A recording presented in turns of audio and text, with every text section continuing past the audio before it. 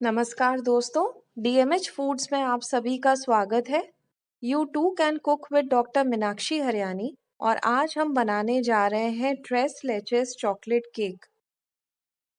Trace leches chocolate cake की खास बात यह है कि इसका जो स्पॉन्ज है वो 3 टाइप के मिल्क मिक्सचर में सोक किया जाता है, जिसकी वजह से ये केक बहुत ही मॉइस्ट और टेस्टी हो जाता है। यहाँ पर इस केक को बनाने के लिए मैंने अंडों का इस्तेमाल नहीं किया है, ना ही अवन का इस्तेमाल किया है।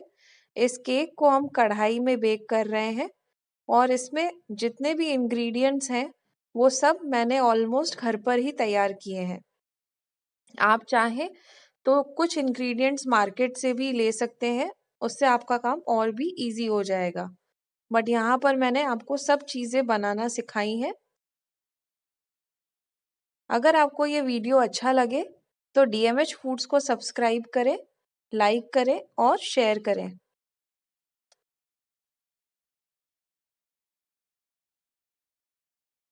इस केक को बनाने के लिए मैंने इसके कंपोनेंट्स को अलग-अलग समझाया है। तो सबसे पहले हम यहाँ पर चॉकलेट केक की तैयारी करेंगे और चॉकलेट केक बनाने के लिए हमें जो इंग्रेडिएंट्स चाहिए वो ये सभी होंगे।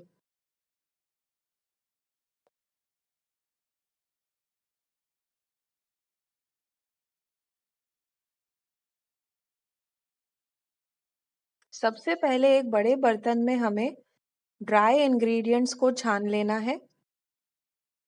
यहाँ पर मैंने मैदा, पिसी हुई चीनी, ये शक्कर मैंने घर पर ही मिक्सर में पीस ली थी। आप चाहें तो आइसिंग शुगर का इस्तेमाल भी कर सकते हैं।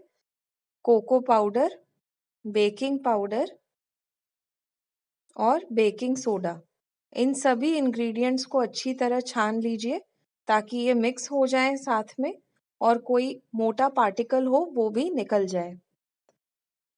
अब आपको जितने भी इंग्रेडिएंट्स लेने हैं वो सभी रूम टेम्परेचर पर लेने हैं। यहाँ पर मैंने कंडेंस्ड मिल्क, दूध और सॉल्टेड बटर लिया है। सबसे पहले सॉल्टेड बटर और कंडेंस्ड मिल्क को साथ में विप कर लेंगे।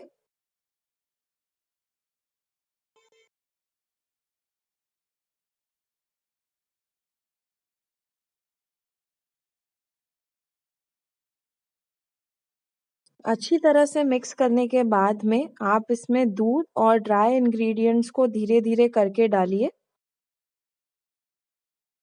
और इसका एक बैटर तैयार कीजिए। ड्राई इंग्रेडिएंट्स को एक साथ हमें मिक्स नहीं करना है।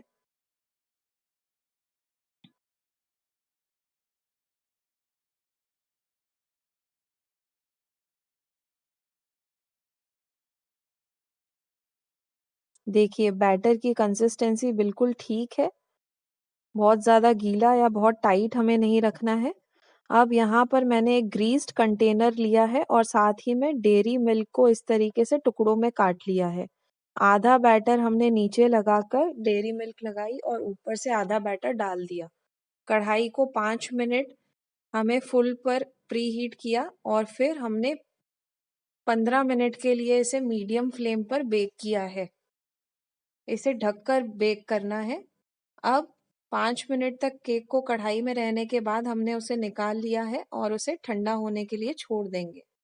यहाँ पर अब हम अपने मिल्क मिक्सचर की तैयारी करेंगे। मिल्क मिक्सचर का मतलब है इवेपोरेटेड मिल्क, कंडेंस्ड मिल्क और हेवी क्रीम का मिक्सचर।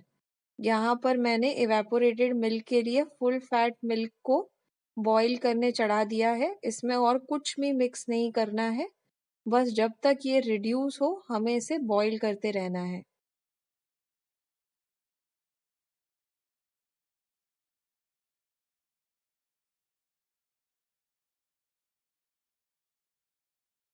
देखिए ये बॉईल हो रहा है तो साथ में रिड्यूस भी होता जा रहा है।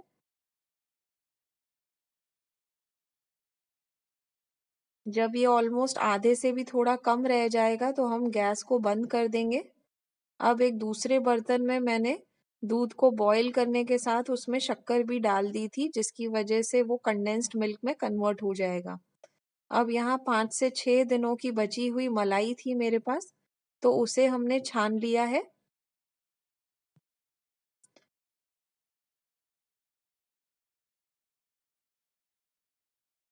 अब इसमें से ही हम थोड़ी सी क्रीम जो है वो अलग करके एक कांच के बाउल को फ्रीजर में रख देंगे।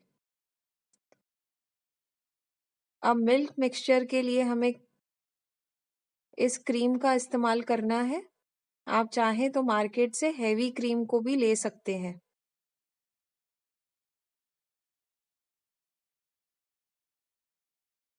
यहाँ पर मैंने 4 टेबलस्पून भरकर ये क्रीम ली है और एक छलनी में उसे डाल दिया है। अब हम ऐड करेंगे अपने कंडेंस्ड मिल्क को। देखिए यहाँ पर हमारा कंडेंस्ड मिल्क कितना अच्छा तैयार हुआ है। आप चाहें तो मार्केट से भी मंगा सकते हैं। कंडेंस्ड मिल्क के बाद में अब जो हमने एवेपोरेटेड मिल्क बनाया था वो भी हम इसमें डाल देंगे। अच्छी तरह सभी चीज़ों को छान लेंगे। तो देखिए हमारा मिल्क मिक्सचर तैयार है। अब केक को सोक करने की तैयारी करेंगे। तो हमारा केक भी जो है वो रूम टेम्परेचर पर आ चुका है, उतना ठंडा हो चुका है। अब ये बटर पेपर हम इस पे से हटा देंगे। देखिए कितना अच्छा और स्पॉन्जी दिख रहा है। अब एक फोक की मदद से इसमें हम छेद बनाएंगे ताकि जो मिल्क मिक्सचर है वो अंदर तक जा सके।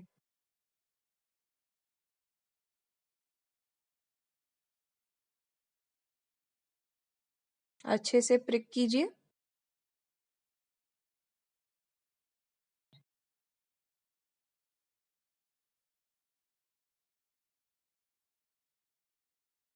अब इस पर धीरे धीरे करके हम अपना मिल्क मिक्सचर जो है वो डाल देंगे।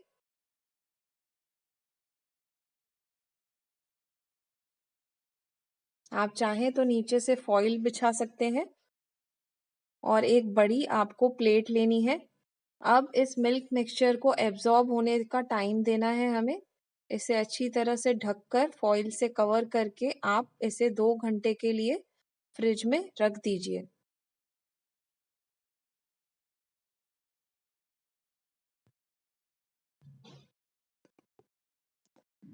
जब तक हमारा केक जो है वो फ्रिज में है तब तक हम केक की आइसिंग की तैयारी कर लेते हैं। यहाँ पर मैंने आपको क्रीम बनाना भी बताया है। जब हम मलाई को छान रहे थे तब मैंने एक बोल में मलाई अलग से निकाल ली थी और उसे ठंडा करने के लिए फ्रिज में रख दिया था। अब आप एक बोल में बर्फ लें और उसके ऊपर वो छनी हुई मलाई रख दें। देखिए यहाँ पर मैंने दोबारा आपको ये प्रोसेस बताया है।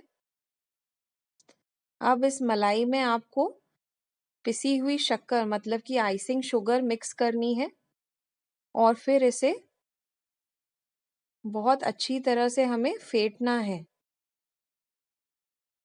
ताकि ये आइसिंग क्रीम में कन्वर्ट हो जाए। मतलब कि हमारी व्हिपिंग क्रीम हम घर पर ही तैयार कर रहे हैं।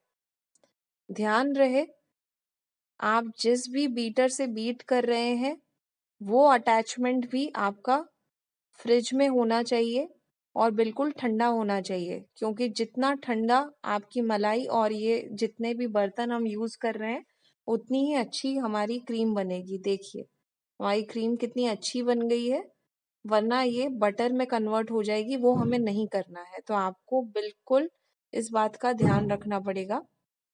अब इसमें वनीला एसेंस मिलाने के बाद में आप इस आइसिंग क्रीम को सोक किए हुए केक के ऊपर आराम से लगाइए। अब गार्निशिंग के लिए हम एक डेयरी मिल्क को ग्रेट कर कर इसके ऊपर डालेंगे और एक छोटा पैकेट जेम्स का वो भी हमने छोटे छोटे पीसेस में कूट लिया था, वो इसके ऊपर स्प्रिंकल कर देंगे। तो हमारा केक बहुत ज़्यादा कलरफुल हो जाएगा। यहाँ पर मैंने जो ये रेड डॉट्स बनाए हैं ये किसान जैम से बनाए हैं। देखिए इसकी वजह से भी टेस्ट जो है वो बहुत ही अमेजिंग हो जाएगा। तो डेकोरेशन के आइडियाज आप और भी जो है वो ढूंढ कर इसमें डाल सकते हैं।